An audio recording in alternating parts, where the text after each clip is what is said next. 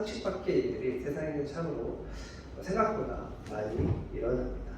우리가 그냥 아무 별일 없으면 아무 생각 없이 이렇게 앞으로 될 것이고 내가 이렇게 하면 저렇게 될 것이고 그런 상식적인 생각들을 하고 그 상식의 기준 안에서 우리가 살아가고 있지요. 그런데 코로나나 태풍이나 홍수나 또는 어떤 물리적한 상식 밖의 사람들을 통해서 피해를 입을 때 우리는 상식 밖의 일들이 일어나고 있음을 인지하게 되고 그것에 대해서 우리는 참 화도 나고 또 어떻게 해야 될지 모르는 그런 생각이 들어서 낙심도 하게 되고 무기력해지게 되기도 합니다.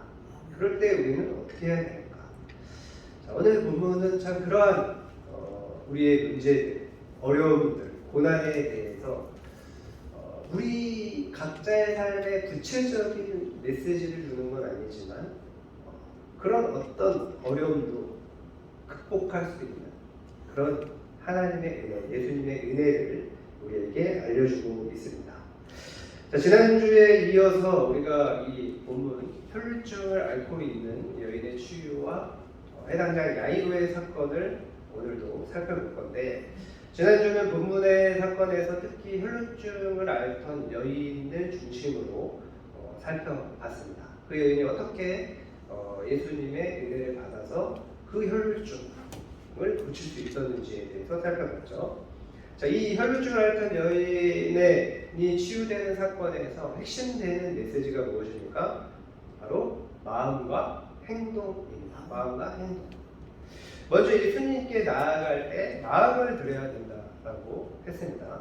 우리가 예배를 드릴 때 큐티나 제자훈련 또는 성경 공부를 할 때 반드시 해야 될 게 무엇이냐? 바로 마음을 들여야 된다. 진실된 마음을 들여야 된다는 거죠.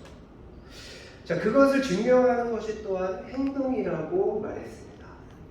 행동이 없는 말은 진실인지 거짓인지 증명할 수가 없지요. 말뿐인 사람들이 이 세상에 얼마나 많습니까? 말은 정말 예쁘게 좋게 잘하는데 실제로 행동이 따르지 못해서 참 우리가 실망하게 되는 경우들이 많이 있습니다. 우리가 예수님을 믿는다면 예수님의 그런 말씀하신 대로 우리는 행동해야 되는 것입니다. 여러분이 괜찮은 사람이라면 괜찮은 사람으로 행동해야 되는 거예요. 성실한 사람이면 성실한 행동으로 내가 성실하다는 것을 보여줘야 되는 거죠. 우리가 사랑을 생각하면 됩니다. 여러분, 사랑은 뭡니까? 사랑이 뭐예요? 사랑은 행동으로 증명하는 것입니다. 사랑은 행동으로만 증명할 수가 있어요. 사랑은 움직이는 겁니다. 움직이는 거예요. 아무리 사랑하는 마음이 있을지라도 내가 너를 사랑해, 내가 너를 참 좋아해 그런 말을 할지라도 나는 괜찮은 사람이야 그렇게 말을 할지라도 성실하지 못하는 행동을 하면 괜찮지 않다는 것을 증명하는 것이고 또 사랑한다고 하면서 사랑하는 행동을 하지 않으면 사랑을 보여줄 수 있는 행동을 하지 않으면 상대는 내가 사랑하는지 전혀 알 수가 없습니다. 또 아무리 사랑하는 마음이 있을지라도 행동하지 못하는 것은 뭐예요? 행동하는 게 귀찮기 때문에 또는 어렵기 때문에 못하는 거죠. 그러면 결론은 뭡니까? 사랑보다 내가 행동하는 게 더 귀찮은 거죠. 이 행동하는 것보다 사랑이 작은 거예요. 그죠? 그것을 증명하는 것입니다. 결국은. 그래서 사랑한다면 행동으로 사랑하는 사람에게 내가 당신을 사랑한다는 것을 보여주어야 되는 것입니다. 그렇죠? 그럴 때 상대는 저 사람이 나를 정말 사랑하는구나 그렇게 느끼고 생각할 수 있게 되는 것입니다. 그래서 우리가 사랑할 때는 행동으로 보여줘야 되는 거예요. 또 행동을 통해서 얻게 되는 것은 무엇입니까? 우리는 우리의 마음을 재확인하게 됩니다. 그래서 행동하면 성장하게 됩니다. 성장하게 되는 것입니다. 자, 예수님 주변에는 정말 많은 사람들이 있었습니다. 우리가 본문을 보면 너무나 많은 사람들이 몰려와서 서로 밀치고요. 또 예수님께 몸이 닿았어요. 너무 사람이 많으니까 막 몸이 막 닿았습니다. 닿기 싫어도 닿았어요. 자, 그런데 그 많은 사람들 중에 오직 혈루증을 앓던 사람만이 이 여인만이 은혜를 받았습니다. 예수님의 능력을 경험했어요. 왜 그렇습니까? 단순히 예수님의 몸에 우리가 그 여인이 닿아서 그러는 것이 아니라 그 여인은 예수님께 마음을 들였기 때문에 내가 저 예수님의 옷에 닿기만 해도 이 혈루증이 나으리라. 내 병이 나을 것이다. 수십 년 동안 정말 의사들을 많이 만나고 내 전 재산을 다 들여서 치료하려고 했지만 이 병이 고쳐지지 않았는데, 그러나 예수님의 옷에 내 몸이 닿기만 해도 내 병이 깨끗이 나을 것이다. 그런 마음으로 이 여인이 행동을 했어요. 그랬을 때 그녀는 놀라운 치유의 경험을 했습니다. 수많은 의사들이 전 재산을 바쳐도 12년 동안 그 병을 고치려고 애썼지만 아무도 고치지 못했어요. 오히려 성경은 뭐라고 얘기하고 있습니까? 그 병이 더 중해져서 괴로워져만 갑니다. 그런데 예수님의 옷에 손을 대는 순간 그 병이 즉각 나았습니다. 어떻게 했었대요? 마음을 예수님께 드렸습니다. 그렇습니다, 여러분. 예수님은 여러분의 마음을 보시는 거예요. 여러분이 여러분의 생각이나 행동에 대해서는 합리적으로 그럴듯하게 변명할 수 있어요. 내가 이랬어요. 그러나 예수님은 여러분의 마음을 감찰하십니다. 또 여러분 자신이 여러분의 마음을 압니다. 예수님의 혈루증을 앓던 이 여인에게 많은 사람들 앞에서 고백할 수 있도록 기회를 주셨습니다.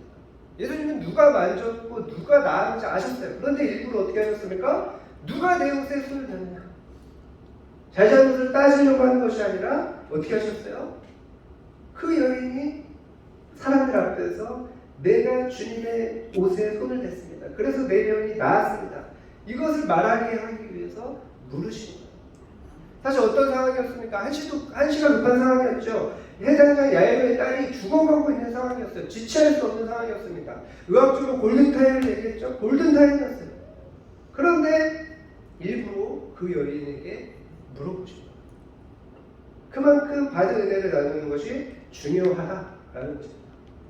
여러분, 우리가 은혜를 나누지 못하는 이유가 무엇입니까? 내가 받은 은혜를 나누지 못하는 이유, 내가 받은 그런 예수님의 그 능력을 경험하는 것을 나누지 못하는 이유. 왜 그렇습니까? 내향적이어서 그렇죠. 어떤 사람은 내향적이어서 그래요. 그러나 내향적이라고 은혜를 나누지 못하는 것은 하나님께 인정받지 못합니다. 그 내향적인 것을 극복하고 나눠야 돼요. 아까 사랑은 뭐라고 그랬어요? 행동하는 것이다. 근데 내가 사랑하는데, 쟤를 사랑하는데, 저 사람을 사랑하는데 사랑하는 행동을 하지 않아. 그럼 저 사람을 사랑하는 것보다 내가 행동하는 게 더 큰 거예요. 그러니까 그만큼 그 사람을 사랑하지 않는다는 것을 증명하는 거죠. 마찬가지예요. 내가 내형적이라고 해서 은혜를 나누지 못한다는 것은 하나님을 그만큼 사랑하지 못한다는 거예요. 내 소심한, 내 내향적인 이것을 극복하지 못하는 하나님 사랑이에요. 그런 사랑을 하나님이 받으시지 않죠. 그렇죠? 그래서 은혜를 나누는 훈련을 해야 됩니다. 이 회당장의 마음은 너무너무 조급했을 것입니다. 딸이 다 죽어가고 있어요. 죽게 생겼어요. 이게 언어적으로 다 죽게 생겼다 뭐 이런 의미라고 했죠. 그래서 조금이라도 빨리 가고 싶었을 것입니다. 그런데 예수님이 갑자기 발걸음을 멈추시는 거예요. 그리고 한 여인과 대화를 나누시기 시작합니다. 그때 회당장의 마음이 어땠을까요? 너무너무 조급하지 않았을까요? 너무너무 불안하지 않았을까요? 빨리 가야 되는데, 내 딸이 죽어가고 있는데, 내 딸이 고통받고 있는데. 그런데 갑자기 자신의 집사람들이 왔어요. 그리고 말을 끼어듭니다. 무슨 뜻이에요? 그만큼 급박한 상황이 벌어졌다는 거죠. 그리고 청천벽력과 같은 소식을 듣게 됩니다. 자신의 딸이 죽었다는 거예요. 그리고 소식을 전한 사람들이 말합니다. 어찌하여 선생을 더 괴롭게 하는가? 이게 무슨 뜻이에요? 더 이상 예수에게 부탁할 이유가 없어졌다는 거예요. 왜요? 죽었으니까. 그렇죠? 지난주에 제가 뭐라고 얘기했습니까? 아무리 병이 심각할지라도 죽기 전과 죽고 난 다음은 완전히 다른 문제라고 했습니다.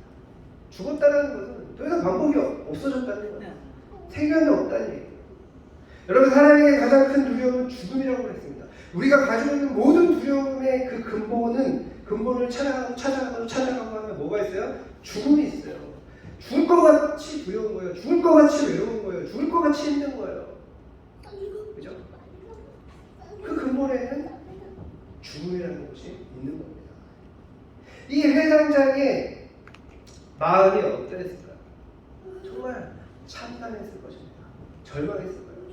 이 회당장에 예수님이라는 청년이 있는데 이 나병 환자도 고치고 중풍병자도 고치고 귀신 들린 자도 내어쫓고 정말 너무너무 능력이 엄청나더라. 그 예수라는 청년에게 가면 모든 병이 고쳐지더라. 그 소식을 들었어요. 그러니까 완전히 희망을 갖게 된 거예요. 아, 내 딸이 죽어가고 있는데 저 예수라는 청년을 만나면 고칠 수 있겠구나. 희망을 가졌습니다.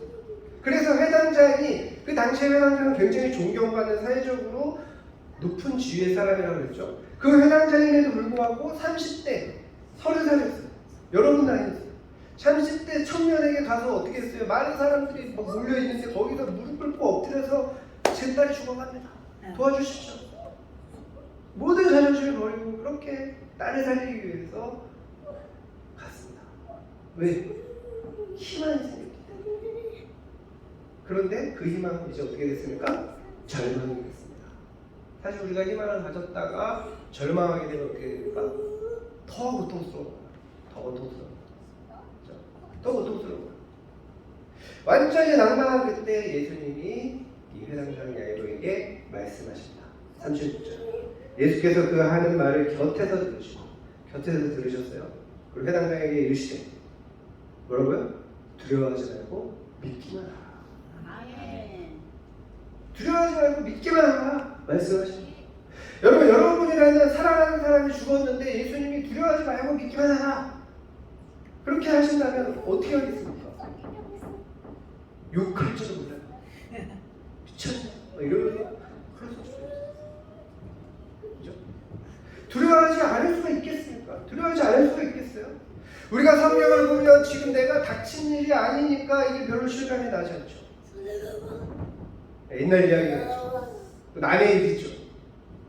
그러니까 한번 지금 우리의 상황에 맞춰서 한번 생각해 봅시다. 적용해 봅시다. 여러분이 지금 가장 두려워하고 있는 것이 무엇입니까? 인간관계입니까? 취직입니까? 경제적인 문제입니까? 아니면 부모님의 건강이나 자녀의 건강 문제입니까? 진로 문제입니까? 지금 각자가 가장 두려워하고 있는 가장 심각한 문제를 한번 생각해 보세요. 가장 심각한 거니까 금방 떠올릴 겁니다. 여러분이 평상시에 계속 고민하는 문제가 금방 떠올 거예요. 자, 여러분이 두려워하는 것에 대해서 예수님이 말씀하십니다. 두려워하지 말고 믿기만 하라. 믿어주십니까? 성경이 약속하고 있어요. 두려워하지 말고 믿기만 하라. 내가 너와 함께하고 있다. 내가 너를 지켜준다. 나는 강한 방패고 나는 강한 바위다. 네가 피할 바위다. 내가 언제나 너와 함께한다. 이게 시편에 계속 나오죠. 하나님의 약속이에요. 우리가 너무나 많이 암송했던 이사야 41장 10절에 써 있습니다. 또 우리 원비전교회가 이전을 했을 때, 이곳에 처음 이전했을 때, 첫 예배를 드릴 때 나눈 말씀을 기록되어 있죠. 여호수아서 1장 9절 다 같이 읽겠습니다. 시작. 내가 내게 명령한 것이 아니냐. 강하고 담대하라. 두려워하지 말며 놀라지 말라. 내가 어디로 가든지 내 하나님 여호와가 너와 함께하느니라 하십니다. 아멘. 아멘. 여러분, 인간관계에 관해서도 얼마나 많은 성경에 얼마나 많은 명령이 있어요. 서로 사랑하라, 관심을 가져라, 회피하지 말아라, 화목해라. 그러면 너희가 내 제자인 줄 알라. 이 말씀들이 무슨 뜻이에요? 제자는 어떤 존재예요? 주님이 함께 하시고 주님이 능력 주시는 존재예요. 주님의 대리자로 대사관으로 사는 존재예요. 주님처럼 살아야 되는 존재예요. 결국 예수님이 제자들을 지켜주시고 함께 하신다는 의미예요. 어떻게 할 때? 예수님이 명령한 대로 서로 사랑할 때. 사랑하는데 관심이 없습니까? 자기 할 일만 해요? 누가 어떻게 되든지 상관없습니까? 내가 귀찮고 피곤하면 나하고 안 맞으면 그냥 경멸하고 분노합니까? 여러분, 자신을 잘 돌아보시기 바랍니다. 정말 진솔하게 돌아보세요. 두려워하지 않고 믿고 있습니까? 이것은 회당장 야이로의 딸이 죽었을 때 예수님이 하신 말씀이에요. 죽었을 때 딸이 죽었어요. 자신의 모든 것인 딸이 죽었어요. 그때 하신 말씀. 여러분이 자녀를 안 낳았으니까 공감이 안 됩니까? 부모 입장에서는 자식이 죽으면 차라리 나를 죽이세요. 이거예요. 그렇죠? 근데 그때 예수님이 하신 말씀이 두려워하지 말고 믿기만 하라. 그렇죠? 여러분의 고민이 이것보다 크십니까? 죽음보다 크십니까? 사람들은 자기의 생각을 중요시하죠. 자기의 생각을 너무너무 중요하게 생각합니다. 그래서 어떤 전문가가 말해도 자기 생각을 잘 바꾸려고 하지 않아요. 그리고 상식이라는 것을 말합니다. 상식을 강조하는 사람들은 그들은 엄밀하게 따지면 믿음이 없는 존재입니다. 본문을 보세요. 상식적인 말입니까? 딸이 죽었는데 두려워하지 말고 믿기만 하래요. 도대체 뭘 믿으라는 거예요? 죽은 딸을 살려주시겠다는 약속이잖아요. 이게 상식적이에요? 상식적이에요? 그게 내 생각과 맞는 거예요? 여러분 생각은 그렇습니까? 죽었는데 살려주신다. 그걸 믿기만 하고 두려워하지 마라. 그게 여러분의 생각이에요? 그렇죠. 많은 성도들이 하는 가장 큰 실수는 뭡니까? 가장 큰 실패는 뭐예요? 자기 자신의 상식 안에서 신앙생활을 한다는 거예요. 이것이 은혜를 받는 가장 큰 문제입니다. 결국 뭐예요? 불신앙이에요. 하나님을 믿는데 어떻게 상식으로 믿습니까? 하나님 믿을 필요가 없죠. 어떻게 하나님을 믿는데 자기 지식으로 판단을 합니까? 그것은 하나님을 자기의 상식이라는 틀 안에 하나님을 나 같은 존재로 만드는 거예요. 하나님의 능력을 제한하는 거예요. 하나님이 더 이상 하나님이 아니에요. 내가 생각하는 대로면 하나님이 아니에요. 이미 그 자체가 예수님은 그들이 하는 말을 곁에서 들으시고 절망한 자에게 일만을 주셨습니다. 그리고 베드로와 야고보와 요한만 데려가셨죠. 37절에 나오죠.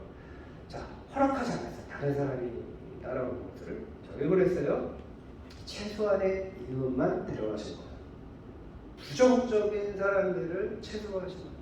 다른 사람들 데려가봤자 부정적인 말을 하고 부정적인 생각을 하고 부정적인 행동을 할 거니까 최소한만 데려가셔서 양육을 하신 거예요. 이걸 보고 너네가 성장해라. 자, 그렇게 해당장의 집에 갔더니 장사 지내는 사람들이 있습니다. 여기서 뭐 떠들며 울며 통곡하다. 이건 유대인들의 그런 장례식 문화를 보여주는 거예요. 유대인들은 통곡하는 사람들은 이제 값을 지불하고 데리고 왔습니다. 막 통곡을 해요. 그게 이제 그 문화였습니다. 장례의 문화. 너무나 시끄러운 분위기였겠죠. 정신없는 시장터 같은 분위기였겠죠. 또 어떤 분위기예요? 이제 확정되면 끝난 거예요. 부정적인 거예요. 이제 어떻게 할 수 없다는 분위기예요. 그냥 죽은 거를 그냥 인정하고 그냥 그 죽음에 슬퍼하는 그런 상황이었습니다. 그때 예수님께서 말씀하십니다. 39절. 그들에게 이르시되 너희가 어찌하여 떠들며 얻느냐? 무슨 말이에요? 너희가 어떻게 믿음이 없느냐? 이런 뜻이에요. 이 아이가 죽은 것이 아니라 잔다 하시네. 잔대요. 죽은 게 아니라 잔대요. 죽었는데. 그런데 사람들이 어떻게 반응합니까? 40절에 그들이 비웃더라. 사람들이 비웃었습니다. 비웃었어요. 자기 생각하고 다르다고 비웃었어요. 사람들이 상식으로 생각했을 때 말도 안 되는 일이라고 비웃었습니다. 여러분, 예수님이 왜 죽은 것이 아니라 잔다고 했을까요? 진짜로 잔 것일까요? 아니에요. 죽은 것이 맞습니다. 예수님도 죽은 걸 아셨어요. 그런데 예수님이 왜 잔다고 하셨을까? 예수님은 나사로가 죽었을 때도 잔다고 표현하셨습니다. 요한복음 11장 1절에서 14절 볼까요? 우리 친구 나사로가 잠들었다. 그랬더니 제자들이 주님 잠들었으면 낫겠습니다. 그랬더니 예수님은 밝히 이렇게 얘기하죠. 아니다. 나사로가 죽었다. 죽었는데 잔다고 표현하신 거예요. 왜 이렇게 말씀하셨을까요? 여러분, 이것이 예수님이 보는 죽음에 대한 관점입니다. 잔다. 죽음은 뭐예요? 인간만의 용어일 뿐이에요. 인간만의 용어일 뿐입니다. 하나님께 죽음이란 없는 거예요. 따라서 소녀가 죽었음에도 잔다고 표현하신 것은 뭡니까? 살아계신 하나님의 아들이심을 보여주기 위하는 것입니다. 여러분, 죽음을 잔다고 봐요. 그럼 그게 무슨 뜻입니까? 다른 말로 하면 하나님께는 문제가 없다는 뜻이에요. 그냥 우리가 문제가 없어 이런 게 아니라 죽음조차도 문제가 되지 않는 거예요. 죽음은 또 아무것도 아니고 그냥 자는 거예요. 그런 의미입니다. 여기 예수께서 그들을 다 내보내신 후에 라는 말씀에서 내보내신이라는 단어는 헬라어로 언어로, 그러니까 이 성경에 원래 쓰여진 언어로 보면 에크발로이라는 단어예요. 이 단어가 사용할 때는 99%가 부정적인 의미로 사용이 됐습니다. 특히 예수님과 관련해서 사용할 때는 어땠냐? 귀신을 쫓아낸다는 의미로 자주 사용했어요. 귀신을 쫓아낸다. 더러운 귀신을 쫓아낸다. 이런 의미로 자주 사용했어요. 그러니까 예수님이 거기에 있는 사람들을 그냥 다 내보냈어요. 그 무슨 뜻입니까? 그냥 그냥 정중하게 나가세요. 이게 아니고 쫓아낸다. 더러운 귀신 떠나라 하는 뜻이 쫓아내시는 거예요. 무슨 뜻입니까? 예수님을 믿지 않는 사람들은 이적을 볼 자격이 없다는 겁니다. 은혜를 받을 자격이 없는 정도가 아니라 그걸 볼 자격도 없다는 거예요. 여러분, 복음의 은혜는 그 가치를 아는 자만이 받아 누릴 수 있습니다. 상식을 말하면서 부정적인 사람들은 그 은혜를 받지 못해요. 부정적인 것이 하나님의 능력을 제한해서 그렇기 때문이 아니라 부정적이라고 하나님의 능력을 제한하겠습니까? 아니에요. 그거 착각입니다. 하나님은 어떤 상황에서도 하실 수 있는 거예요. 어떤 누구에게 영향을 받는 분이 아닌 거예요. 그런 존재가 아니에요. 전지전능하신 분이에요. 그래서 그런 게 아니라 부정적인 사람들은 그 은혜를 받을 자격이 없는 것일 뿐만이 아니라 볼 자격도 없다는 거예요. 볼 자격도. 너네는 이걸 볼 자격도 없다. 이런 거예요. 그랬더니 놀라운 일이 일어납니다. 41절, 41절 다 같이 읽어보겠습니다. 시작. 그 아이의 손을 잡고 이르시되 달리라고 하시니 번역하면 곧 내가 내게 말하노니 소녀야 일어나라 하시니라. 소녀가 이르고 일어나서 걸으니 나이가 12살이라. 사람들이 곧 크게 놀라고 놀라거든. 자, 예수님이 그 소녀의 손을 딱 잡으면서 말씀하신다. 뭐라고요? 달리라고! 내가 내게 명하노니 소녀야 일어나라! 그랬더니 그 소녀가 바로 일어나서 걸었습니다. 일어났을 뿐만 아니라 걸었어요. 예수님이 말씀하시자마자. 여기서 걸음이라는 단어는 미완료형 동사입니다. 소녀가 죽음의 자리에서 일어난 뒤에 계속해서 걸어다니고 있는 거예요. 그 뜻이에요. 계속 우리 하나님과 계속 돌아다니는 듯이 계속 돌아다니는 거예요. 에너지가 넘치는 거예요. 예수님이 말씀하시니까 팔팔하게 우리가 조금만 아팠다가 나가면 어떻게 됩니까? 코로나 걸린 사람들 요즘에 감기가 심한데 걸린 사람들 나가면 바로 걸어다니니까 좀 늘어져 있죠. 늘어져 있어요. 나도 늘어져 있어요. 체력이 안 돼. 그런데 죽었다가 살아났는데 살아나자마자 계속 걸어다니는 거예요. 에너지가 넘친다는 뜻이에요. 풍성하다는 거예요. 완전한 치유라는 거예요. 그뿐만 아니라 43절에 보면 이에 소녀에게 먹을 것을 주라. 예수님이 말씀하셨죠? 뭐예요? 다시 살아나는데 바로 음식을 소화할 만큼 완벽하게 치유됐다는 것입니다. 우리가 위장 뭡니까? 수술 장 조금만 잘라내도 바로 밥 먹을 수 있어요? 물만 마시죠. 그죠? 죽 같은 거, 스프 같은 거 이런 거 마시죠. 그런데 죽었다 살아났는데 바로 완전히 모든 장기가 멈춰 죽은 거죠. 멈춘 거죠. 그 다음에 살아났는데 바로 먹어요. 그렇습니다. 하나님의 은혜가 이렇게 완전한 거예요. 이렇게 풍성한 거예요. 그냥 살아나는 정도가 아니라 계속 돌아다니는 정도로 에너지가 넘치는 거예요. 그죠? 그렇게 하나님이 치유해 주시고 그렇게 하나님이 여러분을 변화시켜 주시는 겁니다. 여러분, 하나님의 은혜는 완전하십니다. 그걸 믿으시기 바랍니다. 하나님의 은혜는 풍성함을 믿으시기 바랍니다. 여러분, 해당장 야이로와 그 딸은 어떤 은혜를 받았습니까? 그 누구도 받아보지 못한 놀라운 축복을 받았어요. 죽었다 살았어요. 이거 인류 역사상 몇 명이나 이런 경험을 했겠습니까? 성경에 나오는 단 몇 명. 이 사람들이 앞으로 어떻게 됐을까요? 예수님을 온전히 믿지 않았겠습니까? 죽은 사람이 살아난 걸 봤는데 안 믿겠습니까? 야, 믿지 마 해도 믿을 거예요. 그죠? 그리고 죽은 딸이 살아났어요. 야이로가 어떻게 했을까요? 예수님을 너무너무 사랑하지 않았겠습니까? 너무너무 사랑하지 않았겠습니까? 여러분, 신앙생활을 하는 거는 하나님을 사랑하는 거예요. 예수님을 사랑하는 거예요. 그래서 야이로는 그렇게 사랑하지 않았겠어요. 그래서 고난은 뭐예요? 은혜로 인도되는 통로인 거야. 고난은 변현된 축복인 거야. 고통 속에서 예수님의 도우심을 구하고 응답받았을 때 더 큰 믿음을 갖게 되는 거야. 과거 능동력입니다. 무슨 뜻이냐면 소녀가 걸을 때까지 예수님이 손을 잡아 주셨다. 예수님이 이런 분입니다. 여러분이 문제를 극복하고 해결할 때까지 손잡아 주시는 분이시죠. 함께 하시는 분이시라는 거예요. 여러분을 사랑의 눈으로 바라보시면서 함께 하세요. 언제까지? 여러분이 그 문제를 해결할 때까지. 여러분이 그 문제를 극복할 때까지. 그러면 여러분은 예수님의 은혜를 통깊이 체험하게 되죠. 그러니 여러분이 성장하게 되는 겁니다. 하나님 앞에 설 때까지 신앙생활을 바르게 힘있게 할 수 있게 되는 거죠. 여러분 이런 경험이 더 많아야 됩니다.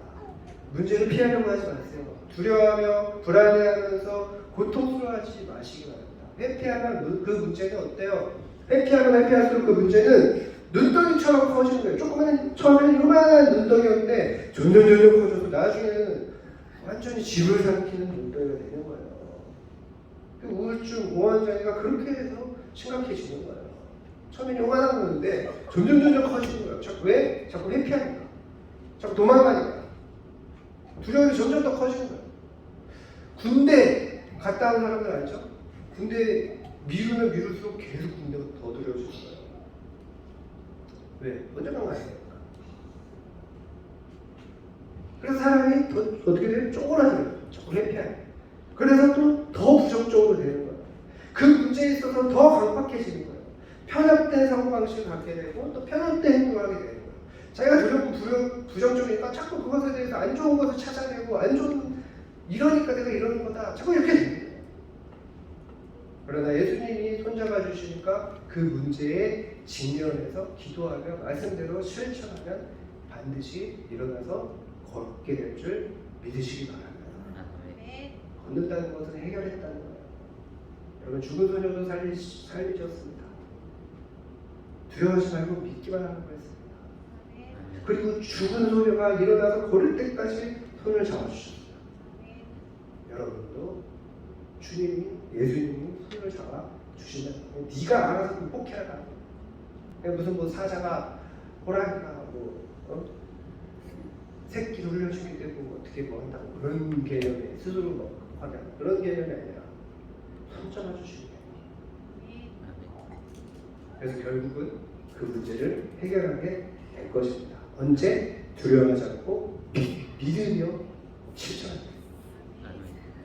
말씀을 정리하겠습니다. 오늘 해당장 야이로의 이야기의 교훈은 여러분에게 그 어떤 문제나 사건이 있을지라도 어떻게 해야 된다? 두려워하지 말고 믿기를 하는 것입니다.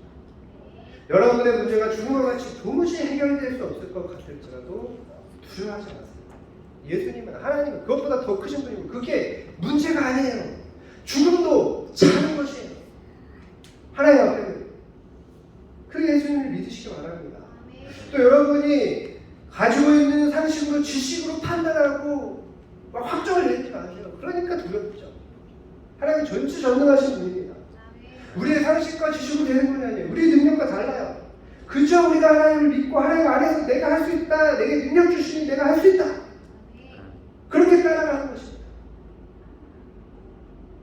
그것이 어떤 문제이든지 간에 여러분이 오늘 이 말씀대로 두려워하지 않고 믿기만 하면서 예수님의 손을 붙들고 그 문제를 직면해서 돌파해 나가면 여러분 정말 놀라운 축복을 받게 될 거예요. 정말 놀라운 축복을. 되는구나. 주님 나와 함께 하시는구나. 주님이 내 손을 잡아주시는구나. 내가 그 문제를 해결할 때까지 나를 몰아주시는 분이 아니라 나를 사랑해 주시고 나를 손잡아 주시는 분이에요. 이게 되는구나. 이게 되네. 이게 되네. 이걸 경험해야 돼. 그렇죠? 오히려 고난은 여러분에게 더 큰 축복을 주시기 위한 하나님의 축복임을 그 과정임을 믿으시기를 바랍니다. 그래서 여러분 한 사람 한 사람을 주님이 사랑하신다. 마가복음 핵심, 사복음서 핵심 중에 하나는 그겁니다. 한 사람을 위해서 가신 거예요. 한 사람을 위해서. 여러분 한 사람을 위해서. 한 사람 한 사람에게 관심이 있으십니다. 한 사람 한 사람에게 소중하게 여기고 천하보다 귀하게 여기고 천하보다 사랑하시는 거예요. 그래서 그 사랑을 여러분이 받으시고 또 주님이 그런 것처럼 우리가 할 것은 뭡니까? 주님을 닮아서 본받아서 행동하는 거죠. 주님이 의도하신 것처럼 우리 또한 다른 사람 한 사람을 관심 가지고 사랑하고 또 그들에게 은혜를 나누고 그렇게 해서 여러분이 더 큰 은혜를 받고 그렇게 해서 열매를 얻는 복된 삶이 되시기를 주님의 이름으로 축원합니다.